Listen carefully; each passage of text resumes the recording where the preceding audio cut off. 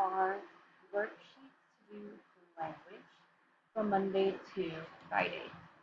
When you are not in class, or if you have extra time after coming from face to face, you are going to work on each worksheet here.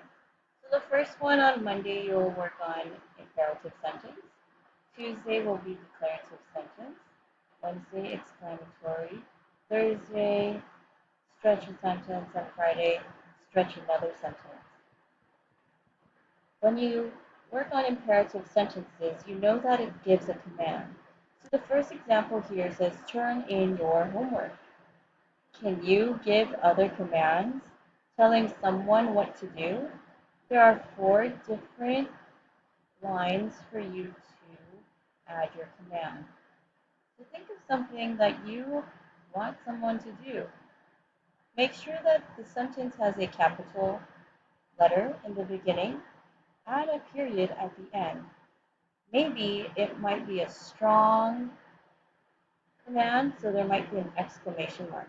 Remember to write that down as well. On the bottom it says here, write an imperative sentence for a boy and a dog below. So what would the boy say to the dog? And what do you think the dog would say to the boy? Make sure it's a command though. Don't make a story, but make a command. On Tuesday, there's the declarative sentence. A declarative sentence makes a statement of fact or opinion, something that is true, and something that someone feels about. For example, my bucket is red. Another sentence you could say is that my favorite bucket is red. Or I think red is the best color. On the bottom, you're going to write four statements to describe the things around you. So you could describe what you're sitting on, what you're wearing, what's on your head, or maybe what you see in front of you, what you could feel. Then, on the bottom, write a statement for the girl and boy below. What is she stating, a fact or an opinion? And what is he stating, a fact or opinion?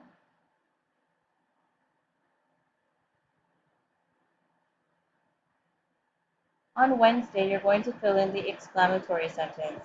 An exclamatory sentence shows sudden emotion and ends in an exclamation point. So here's an example. I love winter. You're going to write four exclamatory sentences that show sudden emotion. You could tell what you like. You can tell someone to be careful. Or you can even show emotion on what's happening around you. Like, the fire is on the house. Write an exclamation sentence for the girl below. What do you think she would say showing emotion as there is a bunch of rain falling on her head? On Thursday and Friday, you're going to stretch a sentence. We're going to look at who. It already shows you who. Our dog. Now you're going to fill in the rest of the sentences. Stretching your sentence shows a lot of details. So our dog is where? Where would the dog be? Is it in his house? Is it on the yard? Tell where the dog is.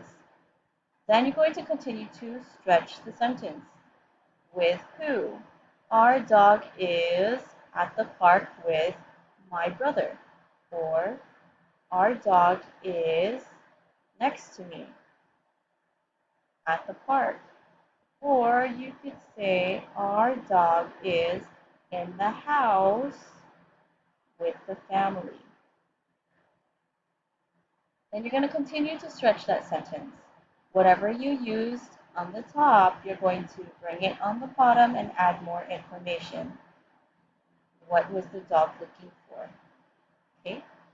And then again, you're going to take the sentence from the top and add it again with the question why. So with all those, We could have our dog is in the house with the family looking for food because he is hungry. So then you would have a very detailed sentence. You're going to do the same thing with the boy. The boy is going where? The boy is going to the beach. During what time of day? The boy is going to the beach in the morning. And then the next one is with who? The guy or the boy is going to the beach with us. Oh, forgot the time here. So the boy is going to the beach in the morning. And then the next one is the boy is going to the beach in the morning with us. And the last one to do what? The boy is going to the beach in the morning with us to paddleboard. And that would be your stretch sentence. All right, go ahead and finish this up. It is due next Monday. So every day you have something to do. See you in class.